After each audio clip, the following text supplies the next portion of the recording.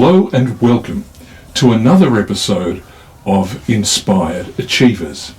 I am your host, Craig Payhoper. Today we're going to meet someone who is fully immersed in and invested in cosplay. For those who are uninitiated, cosplay is the practice of dressing up like a character from a book, a magazine, a comic, a movie, and even a video game.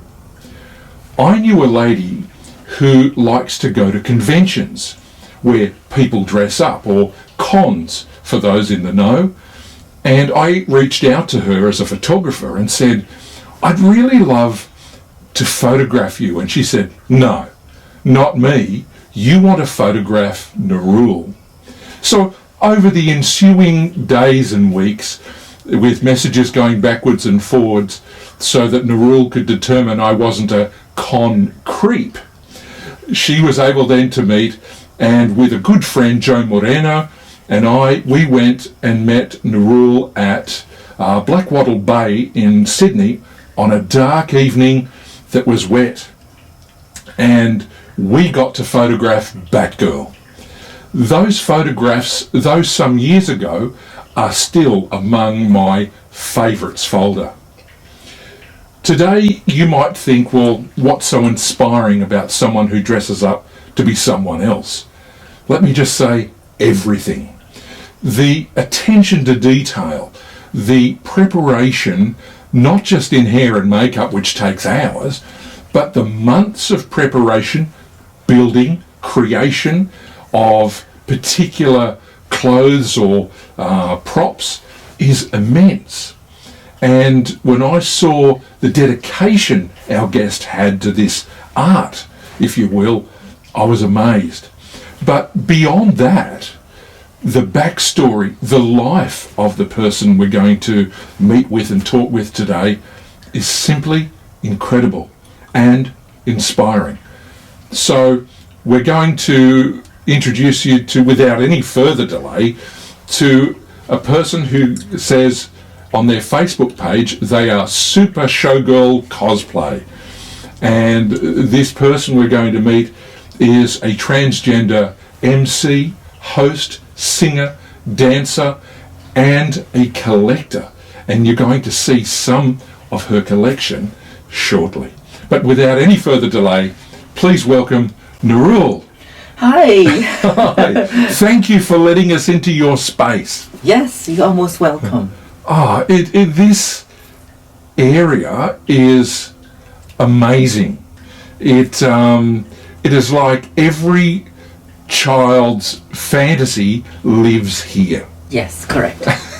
I come in here and I feel like a kid. I come in here, it reminds me of when I was young. I could not afford to buy the toys, and I'm only allowed to buy one a month. My mom would say, no, we got one, we'll buy one next month. And now that I can afford it, I can buy as many as I want, yes, to my heart's content. And whenever I come into this room, it puts a big smile on my face. It just brings me back to my childhood, where when I was reading the comics, I see these characters in my mind. And now I can see them in my shelves. And I can see them when I look at myself, when I dressed up as some of them. So I bring all these characters that I have in my mind when I was young to life now. Just incredible. So how many cosplays or characters have you dressed up to over the years? Oh, I don't know. Ever since 2010 until now. So I don't know. Sometimes in 1 year I would do 3 or 4 cosplays. Depends on how much I can afford. Sometimes I can do 3. Generally in 1 year I would do 3. Sometimes 4. So how do you 10, 12, 10, 22, so 20, 10, 12 years now. 12 Yes. years. 12 times 3, 36. So maybe 36 cosplays. Oh my god, I didn't realize I got 36 cosplays and I can't decide what to wear. I can't believe it. But that's only based on 3. Oh yeah, based on 3. Yes, correct. But if you go to one con, Yes. you will, that last 3 days, you'll have 3 different... Yeah, one for Friday, one for Saturday, one for Sunday. You don't repeat. But you don't go just to one con a year. No. If there's 5 cons in 1 year, I'll go to all 5, yes. So that number, 36, multiplies significantly when you take into account 5 cons. Well, in what I mean is 1 year, I would have 3 brand new costumes for that year. So that whole year, those are the 3 costumes I would use. Yeah, so because that is a brand new year, so 3 brand new costumes for that year for me. Fantastic. Yes. How much have you paid for the most expensive? The most expensive is my Bumblebee cosplay, Transformers Bumblebee, and that one is US 3,500. Wow. So it took me 6 months to pay up because I told the person that's going to make it for me, you can make it for me, I want it next year. Oh, why do you want to order now? Because I'm not rich. I need to pay you in small amounts. Why don't you put your money aside and then once it's all done, once it's all ready, you can send it to me. No, if I put it aside, oh, I have money I'm going to spend on buy statues. So I'd rather give it to you. Every month I would send you 500 until he says I'll need half, I'll start making once I get half. So that really made me so excited to get that half mark, and I tell myself which month will be that half mark, so it'll be a nice direction for me to work towards. That's my formula always with everything that I do. So he tells me that, so I follow that. I quickly look at the calendar. Okay, which month will be half? Oh, I need to get there. Okay, so I need to start doing more shows, make as much money as I can, put them aside, statues on hold for a second so that I can get this costume. Once I know he says, all right, I've got half, I'm going to start making, it just gives me such a buzz because I know as I keep paying, he's also making it, and at the same time he sent me progress shots, which really makes me so excited. And it keeps you going. Yes, correct, yes. And I do that particular cosplay not just to go to any convention and I would dress up as Bumblebee. No, that is the most expensive cosplay I ever had, most pristine, most fantastic. It's 7-8 foot tall. I am on a platform. The feet of the Bumblebee robot is so big, like that high, so my feet is on top of that, so I'm extremely big because I see a robot as big. He make them a certain size. I said, is it okay if you make everything plus 2 inches bigger? Because I want it to be as big as you can make it. Alright, I cannot make it too because you are small. Okay, so he configures everything to make it as big as I want it to be. He says, why do you want it to be as big as possible? Because I see Transformers as huge. They're like, oh my god, I want him to pick me up, put him on his hand and put him inside his body and the seat, and that's how I fantasize a Transformer, how it should be. So that's why he likes communicating with me. He understands what I want. So I'm very clear. He got it made for me. And I only cosplay that for events that I've decided I will only do it for breast cancer in the honor of my late mom, or for any of those causes that I feel for, that have touched me, touched my life. I did it for domestic violence because I went through that myself, and for breast cancer in the honor of my mom, and I also do it for any like cancer related or sick children or something like that. So it's such a amazing cosplay. I don't want it to be just for the sake of going to a convention and showing off. No, I don't like to do it for the sake of that. It has to have a meaning behind it. Then your life, you have substance, you have meaning, you know. That's just how I think when it comes to my cosplays. So that is the most expensive cosplay ever. Would I ever do something like that again? No. After the pandemic, our life is so difficult. I don't know if I can afford to do that unless I get sponsors.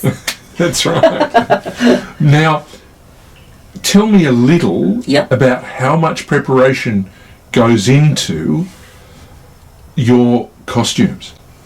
Because these aren't things you go and buy off a rack at a supermarket. No. These are custom made. Yes. I remember you, when we photographed you with Batgirl. Yes. You were describing what you did to make those boots. Yes. And that they were, if I remember correctly, really difficult to have and to make it the way they are. Yeah.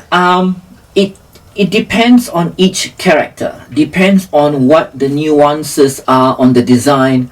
How do I make this? How do I make this piece? And then I would speak to my tailor. I would speak to a props maker.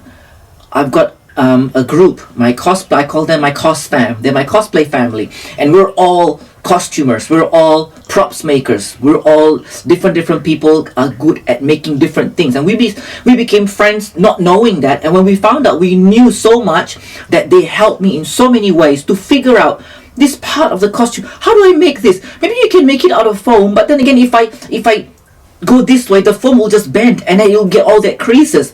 Okay. I said, how about if I put fabric on it? Can a fabric stuck to a foam? Yeah, use fabric glue. Oh yeah, fabric. Is that gonna hold? Use hot glue. No, hot glue is not good anymore. I don't like hot glue. I thought everything is hot glue. No, we're gonna use fabric glue or contact cement. I think fabric glue. Fabric glue. Oh my god, that's a tongue twister. I swear to God. So we put the fabric glue on the foam, and then we put it. Once you press the fabric on it, and you just press a little bit, and then you hold it for a second, and then you just leave it, and that fabric glue is so good, it holds the piece. So if I put it on, and if I were to bend or do a pose that's gonna bend, there will be no crease.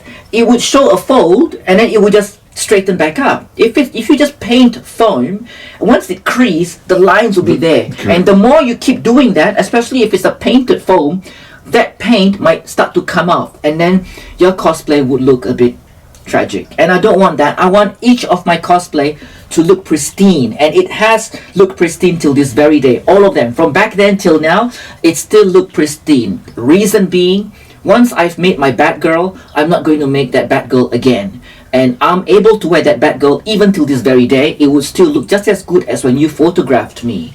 It's important to make sure it's in good condition. It's so expensive to make to do a cosplay up, so I will always make sure my cosplay is always going to be in pristine condition, so that when I want to wear it again 10 years from now, my figure still remains and I can still wear them. If I get a bit chubby, then I'm sorry, I have to. Some of my friends say, "Sell it to me, girl. Sell it to me." No. Will you ever sell it? Yes. Oh, then when? When I die?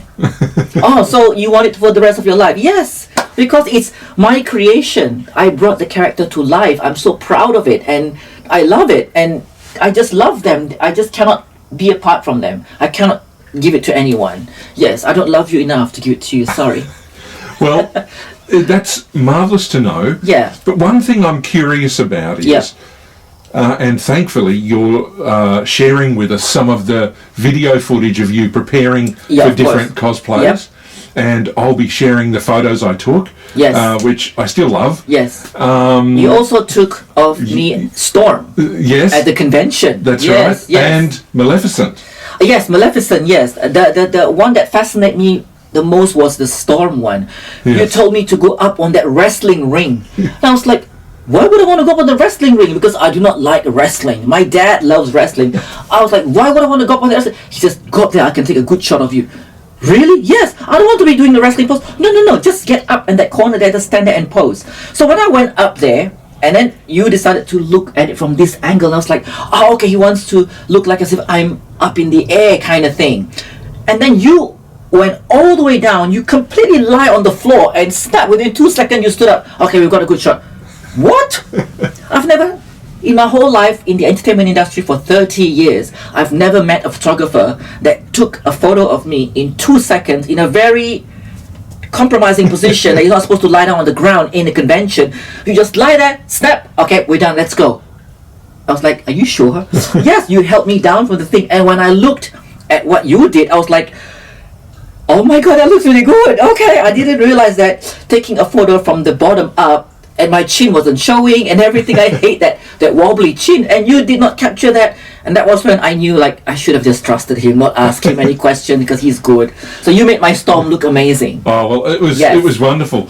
But for the Maleficent one, we went outside a church in Windsor. Yes, oh my god, and it was freezing. Yes.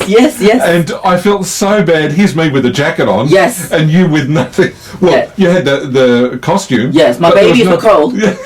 Well, there was no warmth. No.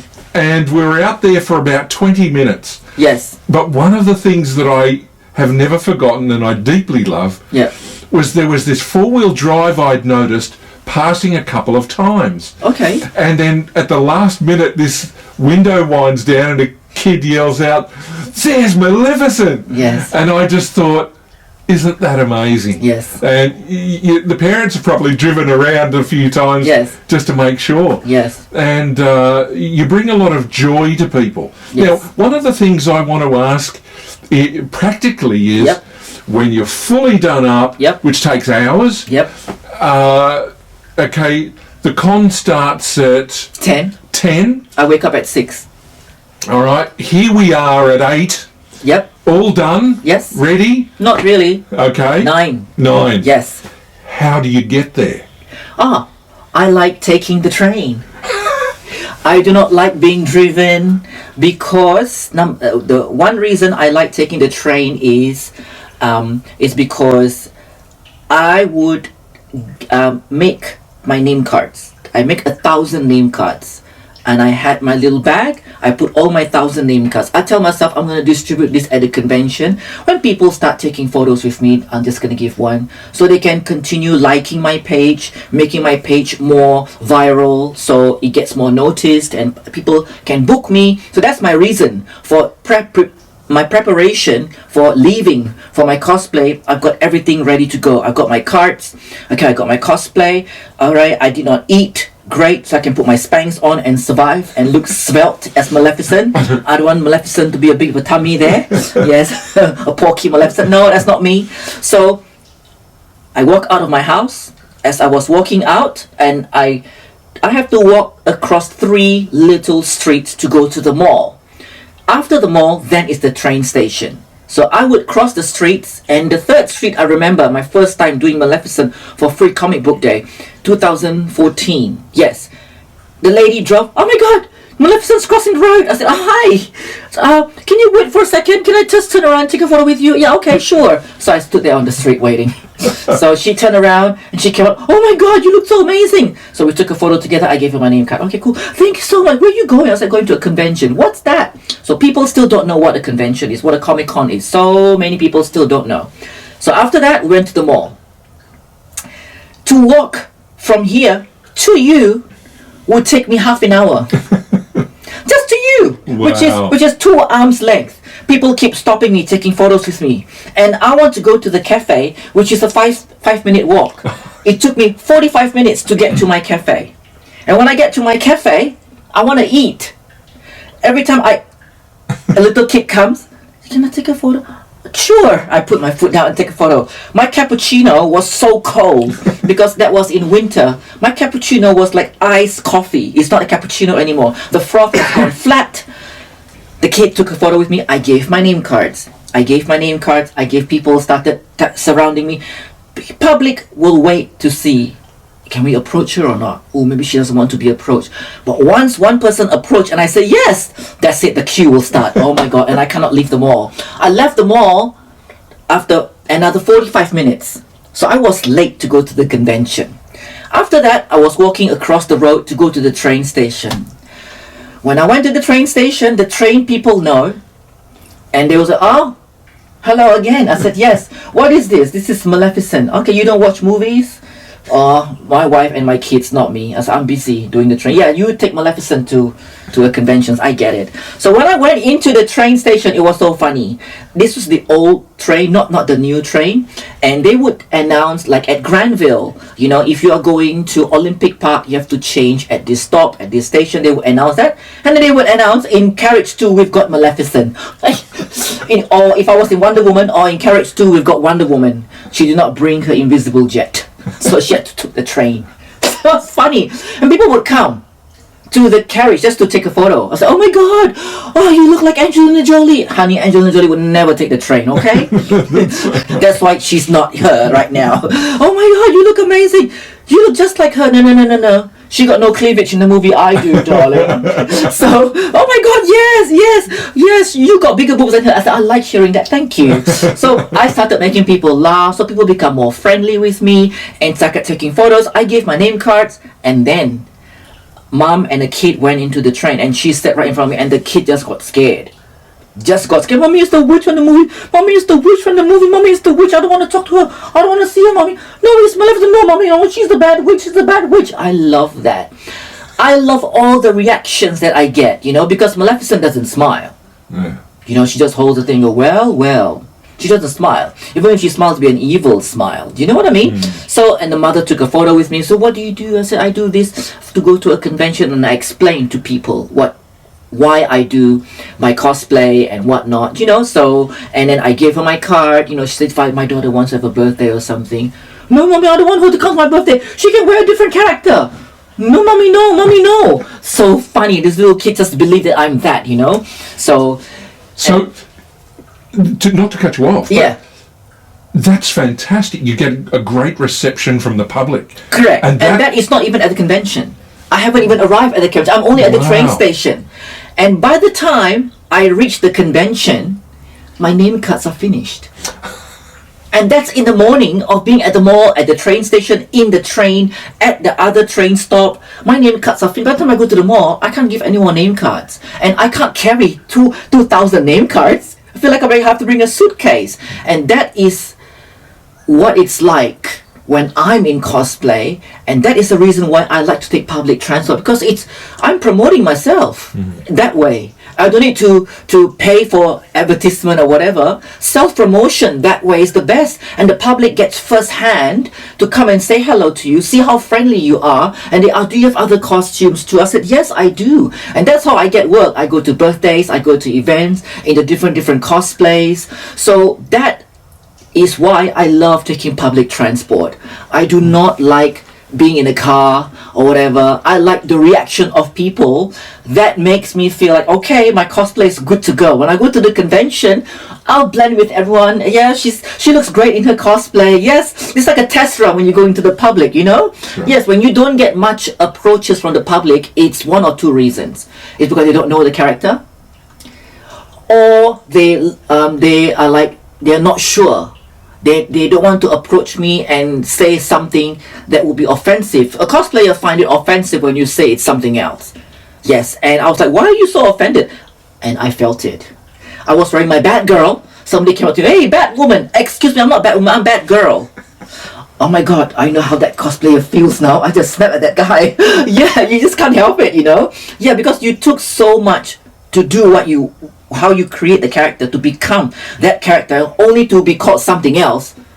You'll get the shits. Yes, I do. And so, when you arrive at the convention, yes, what's the atmosphere like from other cosplayers?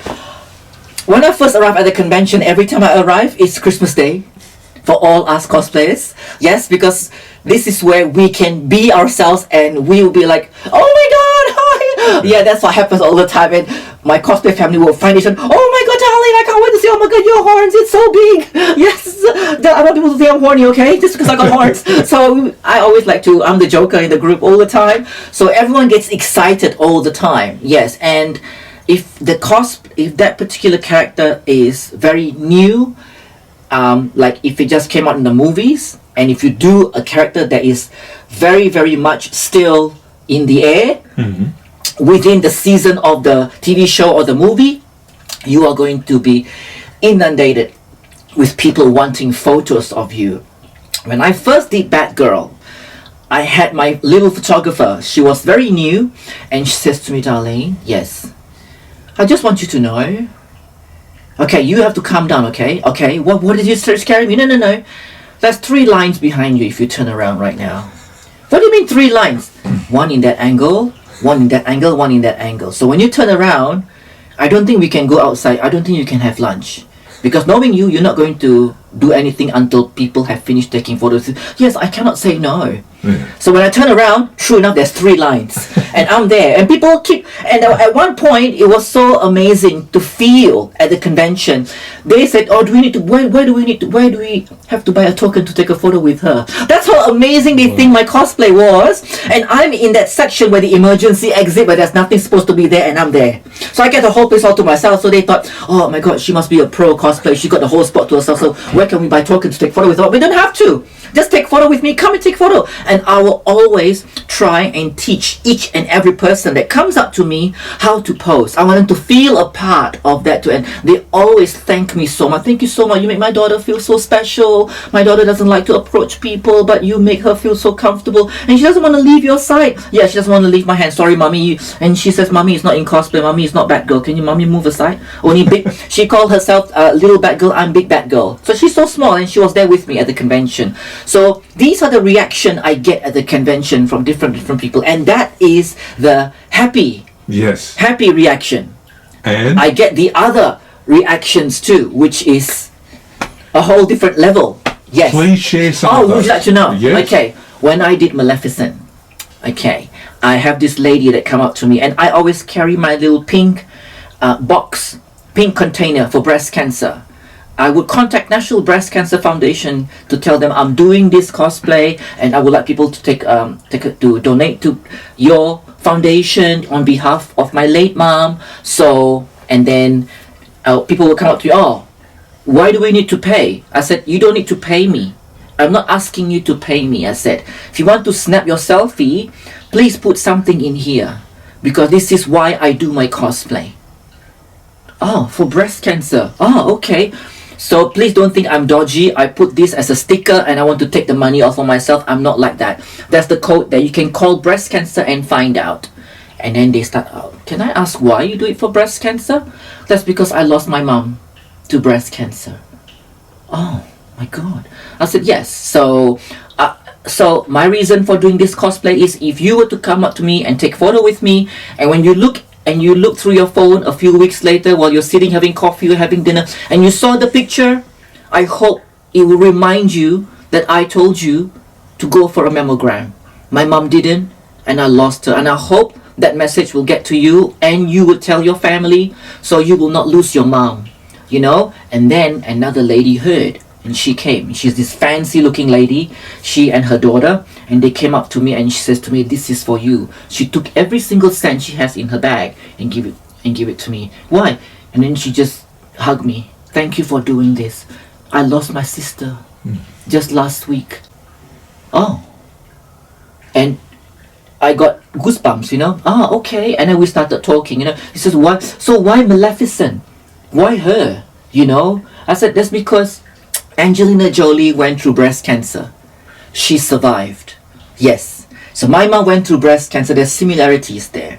And in the movie, Sleeping Beauty, fairy tale, the prince kisses her and then she wakes up, right? In the movie, it's a twist.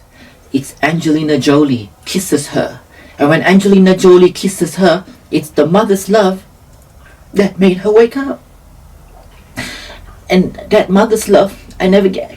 So that's how I always see it, as, you know, that's the love that I never received from my mom. So whenever I didn't realize that was what's going to happen, and when that actually happened in the cinema for the first time, I just lost it, you know, because that's what I never got from my mom. Even till the day she died, you know, I was holding her hand. She was already in a coma anyway. So I never get to hear her say she loved me, for who I am now, you know. So that cosplay will always have a very, very, very special place in my heart. Understandably. Yeah. So now that you've talked a little about your mum, yes, and the difficulty yet inspiring thing that's come from that, yes, is tell us about your life. Where are you from? I'm originally born in Singapore. Okay. And my family have a Pakistani background. Okay. Yeah, so, and they speak Urdu, yes, and they speak Arabic, yes, and we were all, when I was really little, I had to go to a full Muslim school in the morning, and then the full English school during the day. So 2 schools? Yeah, 2 schools. So from 7 till 12 was the full Muslim school, and then 1 hour break, and then change, go home, change, eat, and go to a normal English Singapore school. Wow. Yeah, because they were very, very strict, and they wanted us to, me and my brother, to go in that direction if possible. But my brother end up taking that direction, stop English school and continue. So, but not me. So I guess I'm the black sheep in the family, I suppose. So that is my background. They're very strict Muslims, and that is how I was brought up. But I did not want to follow in their footsteps. It's not that I'm against the religion, I'm not. It's just that it's just not how I want to pursue my life and do it in a religious based. No, that's not for me.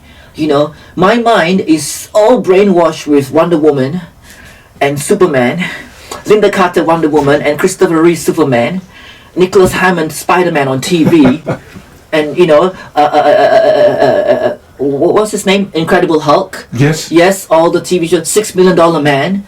You know, Bionic Woman, Lindsay Wagner. Oh my God, that is always been in my head. I fantasized I grew up to become a superhero. Hello, not a religious priest. No. So that has always been in at the back of my mind all the time. That has always made me happy throughout my childhood, growing up, against what's happening. That is trying to direct me into the religious section. You're not supposed to be like this, you're supposed to be like this. But my superhero thing is what's the drive, I think, behind my life, and it has transpired to ta-da! And so, what was it like for you as you became more independent from your family? Became more independent, what does that mean? Well, obviously you're transgender. Yes. But I think as your family started to recognise, and they would have, yes, that your direction was divergent from what they perhaps wanted, yes, what was that like for you? Oh, they were not happy, of course. They were very upset about it, and they knew, but we never discussed it. And I know that they know. And I can tell that they're not happy. And of course, it's like setting off an atomic bomb on my inside, trying to explode, you know, but I couldn't. So it's always imploded inside, and it's very painful. And when I was in secondary school, that was when my creativity side starts to come out. When my creativity side starts to come out, that's where my girly side starts to come out more. Because, I want to do that play. Okay, play. What does play do? Costumes. Okay, costume. What do you want to wear? Who wants to wear what? So that female side of me started to emerge more and more. And then at one point, I mixed with two male brothers that worked in my tuck shop. Oh my God, I've never told this to anyone in my life before. You are the first person ever. So I was in secondary 1 and 2 and 3. So I was 13, 14 and 15. I go to that tuck shop every day to buy my food. And these two boys are very effeminate boys. And they always said to me, "Oh, we've got a new sister here." I was like, "What are you talking about?" You're not there yet, but you will. We know you are one of us. I don't know what they're talking about. A few years, during that 3 years, that was when my inner girl, so to speak, starts to come out. Because I see them, and I like, they're so funny. So I like hanging with them. The more I hang with them, and then they started talking about being a girl. Just saying, "You can't do that." I said, "What do you mean I can't do that? Who says you can't do that?" "I can. Look, let me show you my picture." "Who's that?" Is that you? So you can be a girl. Triggering. It's triggering in my head, you know, like, oh my God. And then I go home from that. At home. Yes. I have to hide. And oh my God, I still want to dress up, but I can't. My parents will kill me. No. So at home, I'm like Clark Kent and Superman. I have played two roles. When I come home, I'm just my imposter self. I call that my imposter self, because I don't see that as my true self anymore. When I'm in school, I'm still my imposter self. My classmates, they can't know. So only when I'm with them, I would go behind the tuck shop and giggle with them. That is when I feel like, oh my God, yes! So my girly style, my girly self came out. So much so that I decided to run away from school. I want to hang with them. That girly side of me completely took over me.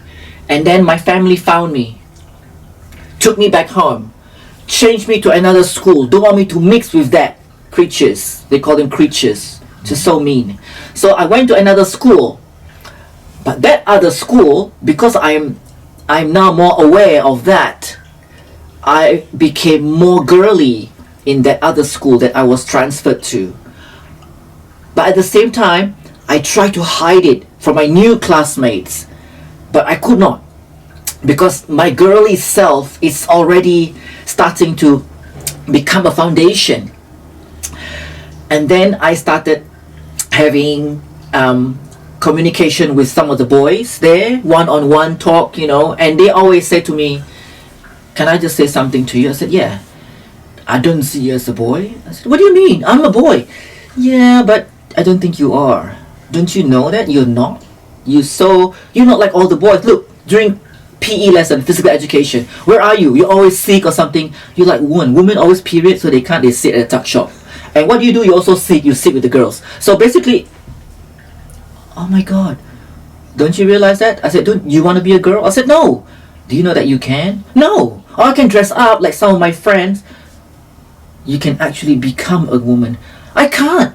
You want me to show you? You gonna dress up? No, I'll take you somewhere. So he had a bike. So I was on his bike and we went to a red light district area. And I thought they were all female on the streets, right? And then we stopped. I said, he stopped, and he says to me, I'm gonna say hi to one of my friends. Okay, what are you gonna do? I'm just gonna say hi. She's sitting at the bus stop. So when she came up and said hi, how are you? And got boobs. I was like, you want to become like me? Oh, you can, see? Because you're speaking Malay, And I was just, blown away. Oh, yes, I was like, whoa. So, and then she gave me my first ever female hormone tablet. Primarine. It's called a Primarine in purple. Said, yeah, you take this. This is what's going to make you become a girl. Thank you. Oh, so I found the tissue. I wrapped it up. It's my prized possession there. This is like, Jack and the Beanstalk. That thing becomes everything. So that's my thing. That's gonna, if I take this, I'm gonna become a girl. Oh, so I kept that. I was so excited, right? But I didn't tell anyone. And it's always in my bedroom. There's a TV. I put up there on my TV stand. So every day before I leave to go to school, I would, I can't eat this. I just, okay, that'll do. That'll make me feel like I become a little bit of a girl. Just lick it there, put it back there. Because I was so scared, I was so scared if I take that, I'm going to grow boobs that big. So I did not take it. Because I was still young. I didn't know what it's all about, So that triggered everything. And then when I finished school, the girly side of me started coming out more. So, and once I finished school, I slowly transitioned secretly.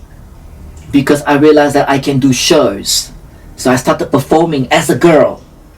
And then come home, boy again. It's like a transformer that I love, right? A car and a robot. You gotta hide yourself from the rest of the world. You don't want the world to know that you're a transformer. So that's why I love transforming. I felt so relatable. You gotta hide your other self because you're an alien. You're different. I feel like an alien too for my family. Being trans at that time, you don't talk about those things. No. Because you are a taboo to the society. Correct. Big time. Although... And family. Yes, the society, including my family, of course. Yeah, my entire family, all is religious based. Where to a point where every week I've got religious classes in my house. I have to learn to read the Quran. I can still write my name in Arabic. I can still read the Quran right now. I still believe in God. However it is, it's between me and God. I don't have to justify it to anyone, let alone to my family or whoever. And they cannot say to me, you are going to hell. You have no right to say that to me. So that battle with my family always happens at home all the time. Until I was disowned, and then that's a whole another story. And I blossomed as a girl. Well, one of the things that I've spoken with a couple of transgender people recently. I'm always interested in their story, Yeah. because as you referred, Yeah. you're living a double life. Yes. And it's so hard for some people. Yes. One of the things that they referred to was you don't feel valued anymore. You don't feel like... Feel valued, what do you mean? I don't think in their case they felt like they were contributing or making a difference, because the people that knew them and loved them, they were kind of hiding this away from them and not being themselves. And when they came out and expressed it, they felt better about themselves, but now shunned from people that they still love.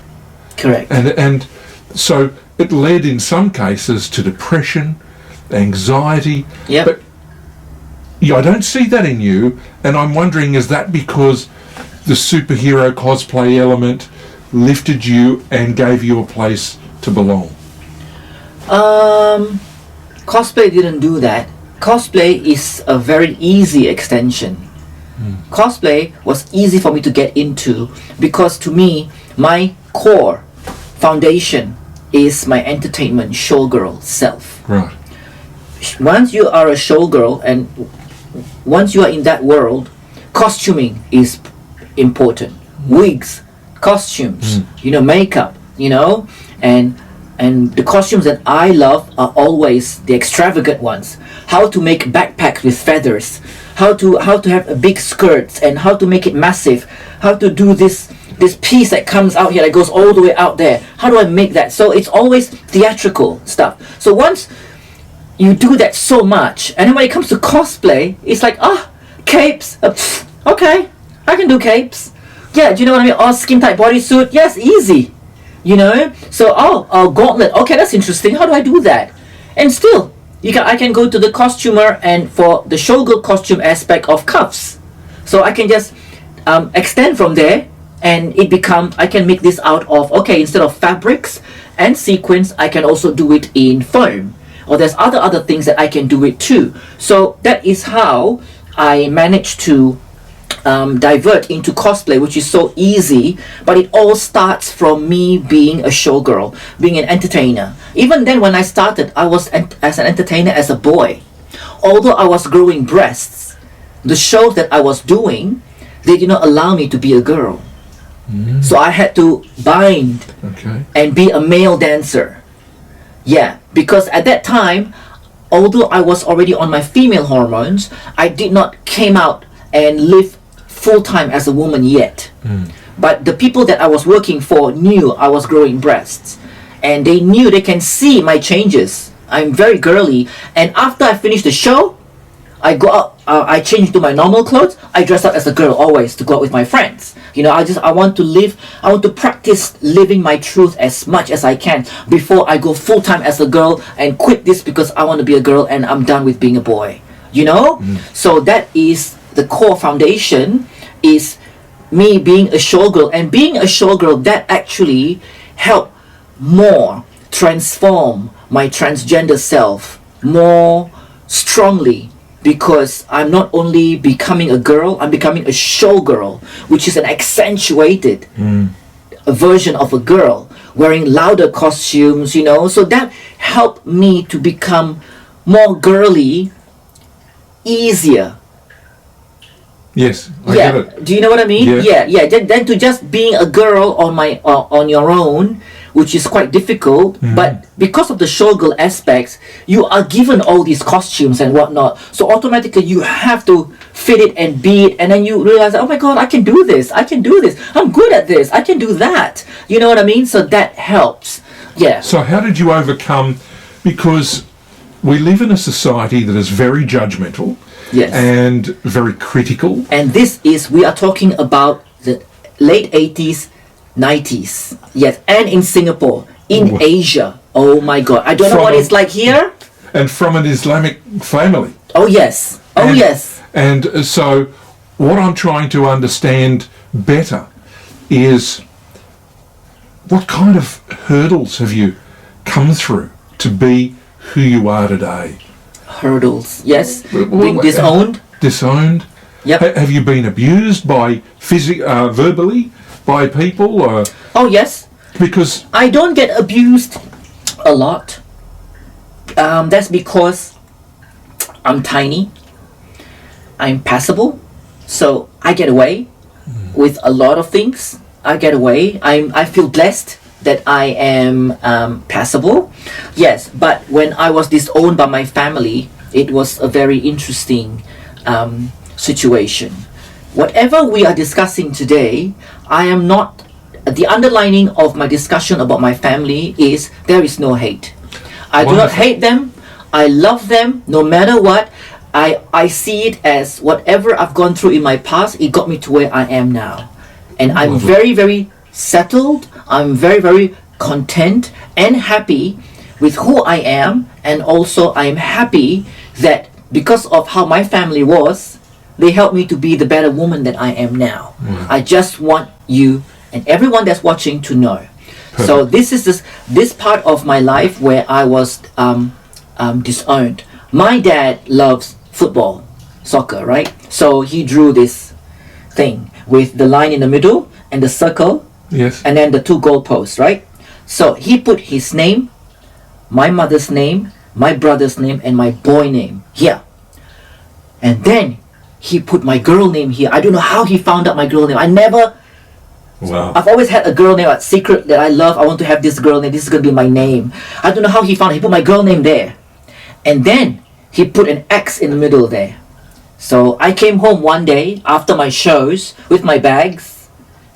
But as a boy, right, I open, I go in, and I have a strong feeling. I told my two gay best friends, something's going to happen tonight. Can you boys just stay outside on the balcony? On the road, that like the walk path to my unit. Yes. So they just stood there near the lift. Don't stand near there, they might hear. Go to the lift, stand there, just wait. If everything, the coast is clear, I'll come out, I'll just signal and I just go, you guys can go home. I'm okay. If it's not, you'll know, trust me. So I came home and my dad, my mom was there. My mom was crying as always. My dad said, sit down, we need to talk. I said, okay, there's a piece of paper there. And my mom made me my coffee like the way I like it, okay. And my brother was like, yes, he's always daddy's boy. So my dad turned that piece of paper. Do you understand this? And when I looked at it, I was in tears, you know. Now, let me explain, he says. If you want to be here, these are the names that belongs here. My boy name. And if you want to be here, this person here is this only person there. There's none of us gonna be there. And you are right here in the middle right now. You have to decide what you want. And I said to my dad, I don't have to make a decision. I don't have to say anything to you right now. Let me tell you my decision. Just give me 1 second. I went to the bedroom. I pushed two of my boxes out because I was anticipating this already. So I went outside. I just went like that. So my two friends came and helped me with my boxes. And that was the day I left my home. Wow. And it was painful. It was difficult.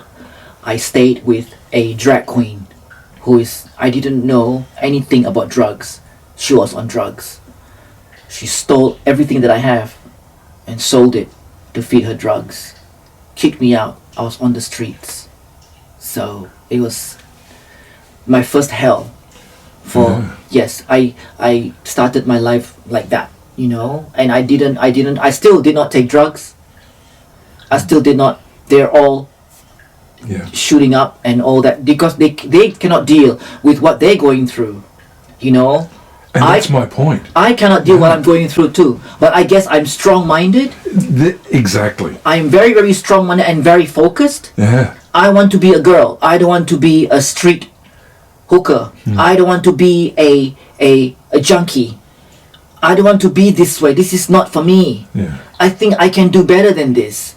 I'm not thinking about how can I help someone. No, I need to help myself first before I can help anybody else. True. If I'm better, then they can see it. Oh, she can, maybe I can too. As long as I'm not better, I cannot be that example, right? So I struggled, and then I started having new friends who are kinder, who are nicer, who I never expect they would be the ones that would be helping me.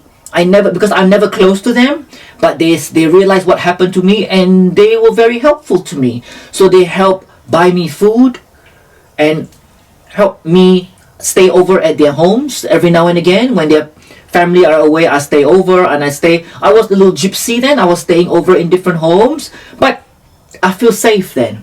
And that was where I started full on taking female hormones.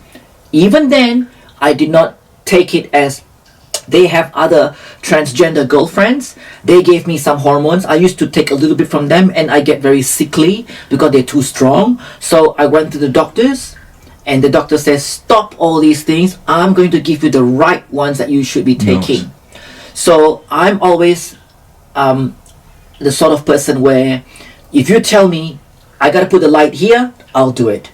Because I'm trusting you as a professional. You know how to make me look fabulous in this documentary interview. So I always trust the people that are in the know to guide me. And I listen to instructions easily because they are going to look after me. You are going to make sure that I look great. So I trust you. Do you know what I mean? So my doctor says, you take this amount, this, and that's it. Okay, so that's how you progress. And so when do I get to dress as a girl? You'll know. What do you mean I'll know? You'll know when you're ready. I don't understand that. You will click. It will click in your mind that you're ready to dress up as a girl. I cannot fathom. How do I do this? I've always believed in instructions. Theory. Science in school. You learn the theory and then practical. Okay, I put this, and then it becomes this. But this is about play by ear. I just don't get that. I've never been that play by ear. Or like my aunts used to tell me when they teach me cooking, right? Oh, you just put a bit of salt. You cannot tell me put a bit. Just see how you feel. And you can't do that to me. Tell me exactly how many spoonful. I can't do that. I don't know what I can't cook then. So I'm not good at play by ear. I was having difficulty understanding that, and I went out with a few of my trans girlfriends at one point. I still did not want to dress up as a girl. I was still scared, like I don't think I can pull this off, because I've seen some that do it without taking hormones, and they get insulted when we are in the society, front, left, right, center. They're being made fun of, ridiculed, and marginalized by the society, big time, pointed at, laughed at. I don't want to be that. So to stay safe, I still remain a boy, but very girly looking boy. At one point, I went to the bathroom, a boy bathroom. I went in there, and then when I came out of the bathroom, a guy stand beside me. This is so interesting. What are you doing in here? I said, what do you mean? I just finished using the bathroom. You're not supposed to be in here. What am I supposed to do? Look, I understand from his perspective. I understand that you're trying to be a boy. Okay, I understand that you're trying to be a boy, but you're still not a boy. You'll always be a girl. No matter what, you're still a girl, okay? I'm sure down there it's not the same as what I have. So you're a girl. Never come to a boy's bathroom. You get yourself in trouble with all the males here, okay? Okay. So I went out. I sat back at my coffee table with my friends, and what's wrong? This guy said this to me, and I explained. They're like, oh my God, girl, do you know what he's trying to say? I said, no. He thinks you're a girl. He thinks you're a dyke. You're a girl trying to be a guy. He thinks that you're actually a girl. He can see through, but you're actually a girl instead of a guy. That you don't belong in here. And he says, you know what you have down there? He's trying to say that you actually have a vagina. You don't have a penis. You shouldn't be in this bathroom, no matter how boyish you're trying to be. But I'm not. I'm the other way. Yeah, but he sees you as a girl. That means you can be a girl now, girl. Oh my God, really? So you're ready to be a girl now? Come on, let's go shopping. So the first thing I did was I bought a sports bra. I took off the bandage and everything, so I wore a sports bra, but I still wore the same. I still wore my t-shirt and my blue jeans and a sports bra and my bag and my little fringe and my glasses. Of course, my comic books are inside. None of my friends know I like comics. I've been ridiculed by all my people that know me because of these. They make fun of me because I like these. So nobody knows that's my secret. I put it in between Cosmo and Vogue. Wow. Yeah, so that's another story.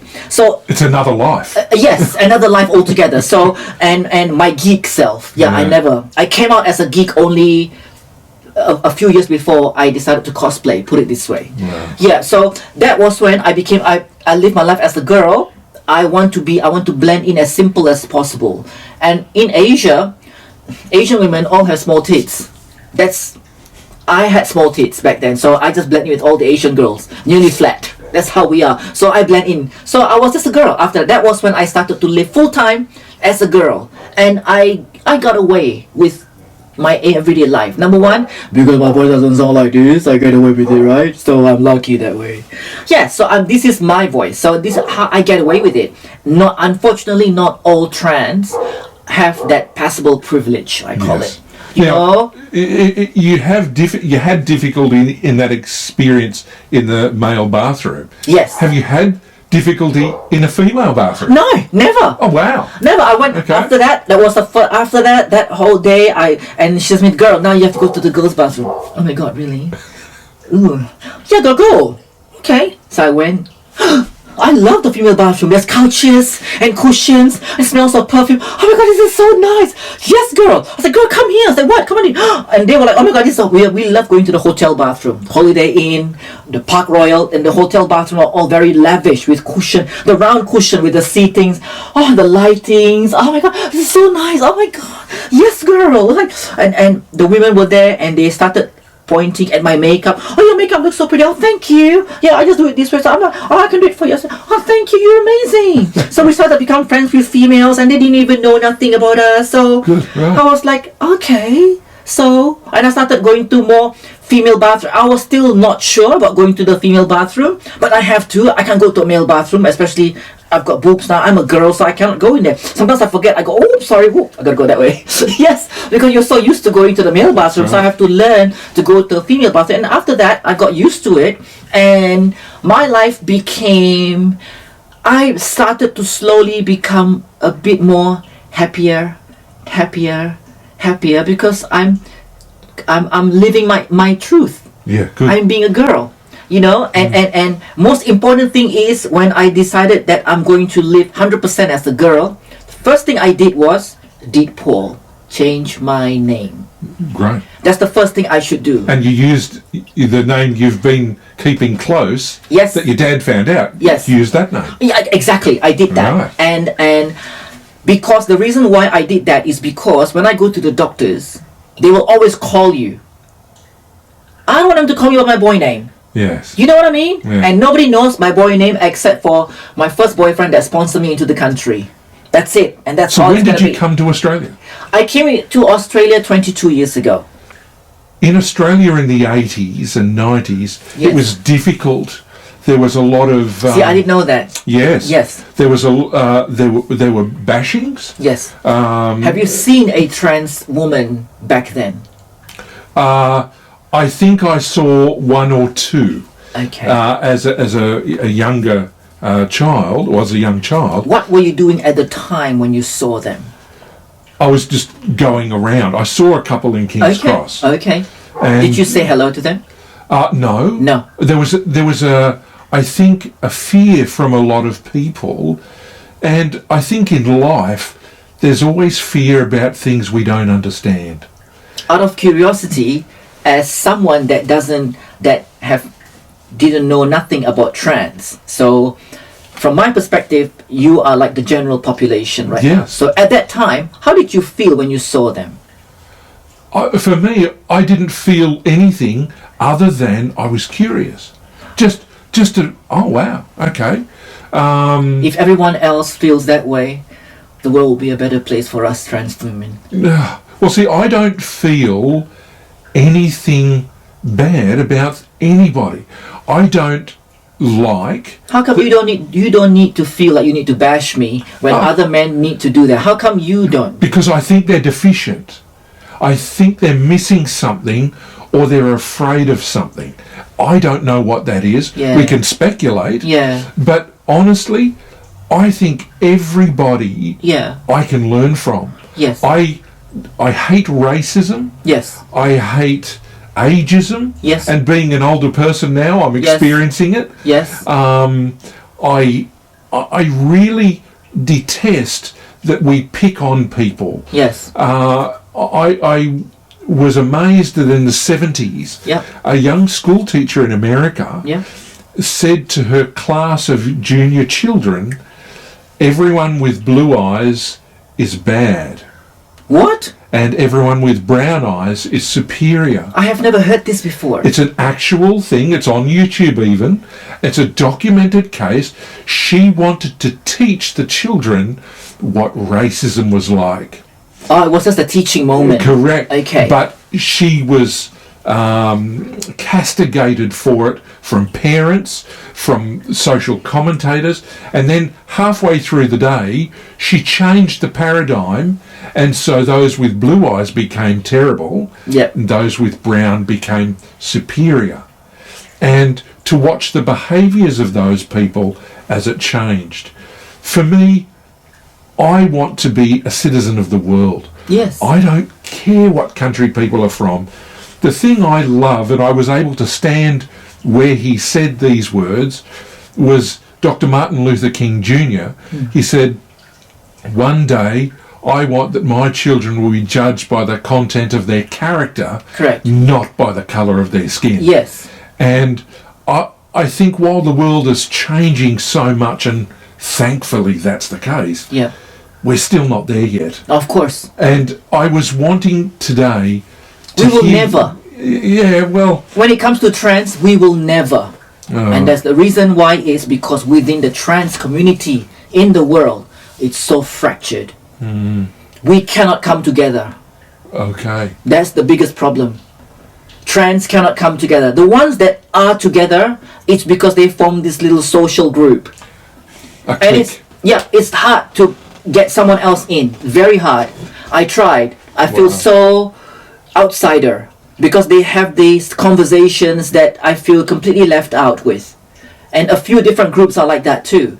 Because they're so together, they're so tight together that to have someone else in there, you just ruin the whole, what do you call that? Dynamic. Yeah, the dynamic of what they have. So it's very hard for someone, an outsider trans, to join in. And that speaks volumes. Yeah. That's why I am always very neutral to all my community. And this segregation, I faced it when I was performing at the Taxi Club.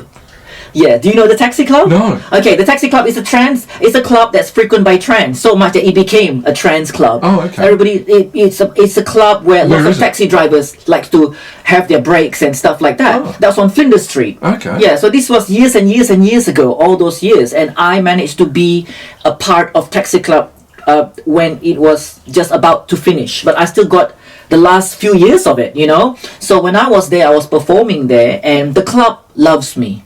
I love the club, always looks after me. So whenever I'm doing a show, before I do the show, I'm at the bar, and they always say to me, "Darling, you can't say those things, you know." Well, and then the other bartender will say to me, "Look, she can because she's Asian. She's not being racist. She says it to her own race. If we say we're white, we will be considered racist. Although that's not our intention, but we will still be looked at as racist." I said, "Got it. So I can say it. Great. I'm going to say, darling, please. No. I cannot. I can't handle this. I do not like this. This is not right." So I finished my opening number, and I was on my little the podium section there, and I said to the club, "Lights on. I want to see everyone." Okay. Now before I start the show, I just want to point out one thing. Where are all my Malaysian sisters? Please put up your hands. And they all put up their hands. So proud.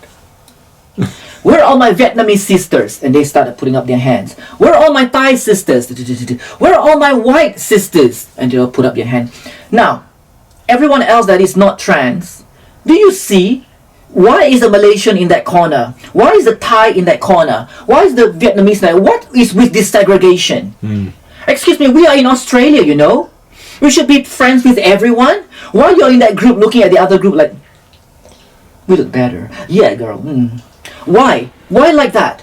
And when I go into that group, they speak their mother tongue language. You come to Australia, you gotta speak English, right? And everybody else scream. The guy at the bar, he goes like that. We come to Australia, we have to speak English, we have to follow the rules of living in Australia. And Australia is welcoming to everyone. That's why you all are here. is this, am I saying the right thing here? And everybody, yes. Other people that were there all said yes. And after that whole conversation, I continued with the show, and then all the other trans that are not in those groups were approaching me. Darlene, you're amazing. Thank you so much for...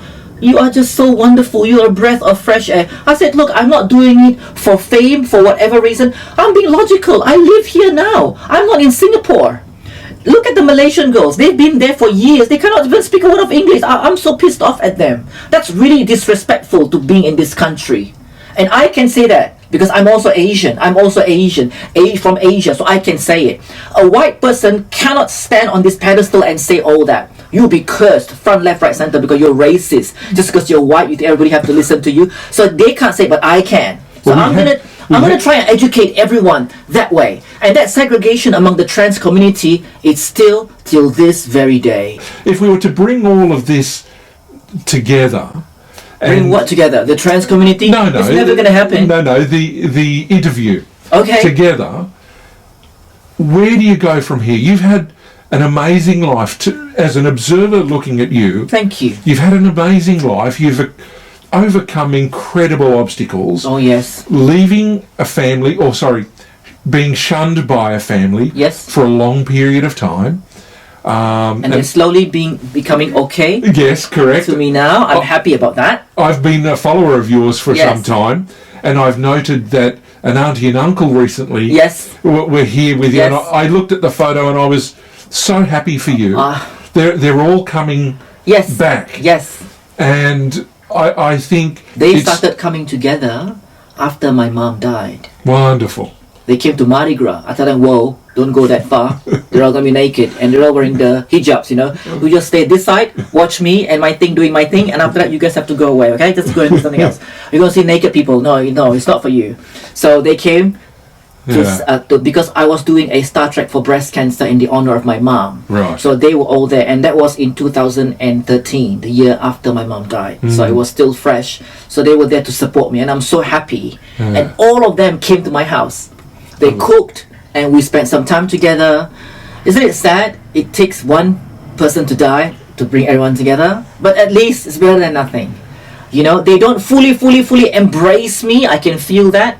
But blood is thicker than water. I'll take what I can get.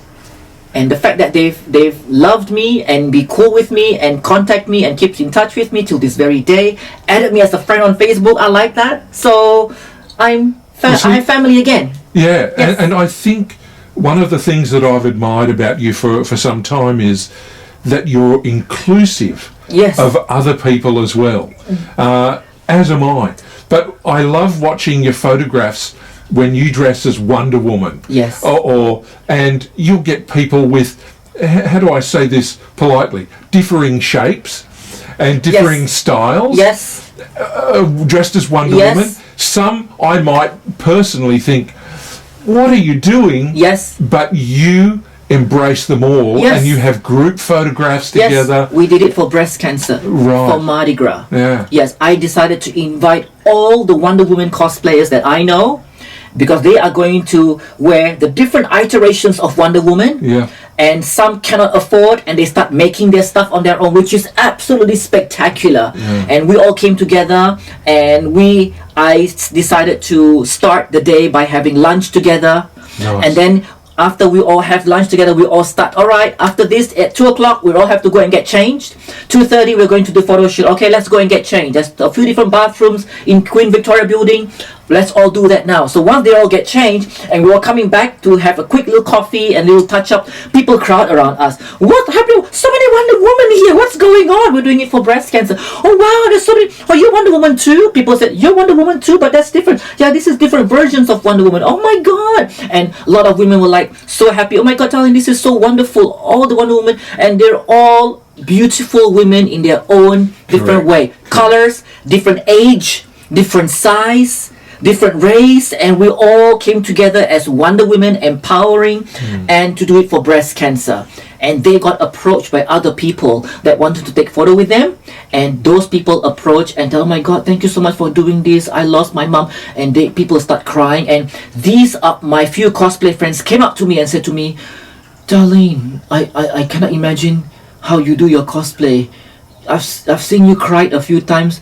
Now I know why, because I cried too, because that lady came up to me and told me she lost her mom, and I felt so sorry for her, and I hugged her, and she gave me so much money to, there you go, see, this is for your thing. Now you know why I do my cosplay. I do not just cosplay for the sake of, hey, look at me. No, I cosplay with a cause. You know, cosplay for a reason, you know, and Wonder Woman is very, very empowering that way, you know, and I make everyone that take a photo with us to pose the same way. So this is like a sign of empowerment for all women. You know what I mean? And it's such a wonderful feeling. And the best part is I'm still friends with every single one of them till this very day. And that brings it to a wonderful conclusion, because I was going to say the family that you lost, you now have with abundance. Yes. And I want to thank you for sharing this time with me, for this interview and sharing insights into your life. Yes. And I truly am amazed by you and will continue to be a fan. Thank you so much for having me. I really, really appreciate this. No worries. So we're going to have the links. So if you'd like to follow Nurul, you can get them. So if you point to the bottom of the screen. Yes, right down below. That's down below you can see all the details, all my social medias. So you can follow and you can learn so much more about me, about my life, about who I am, and why my entity is called Super Showgirl Cosplay. You'll have to find out in my links. Thank you so much for watching. Bye for now.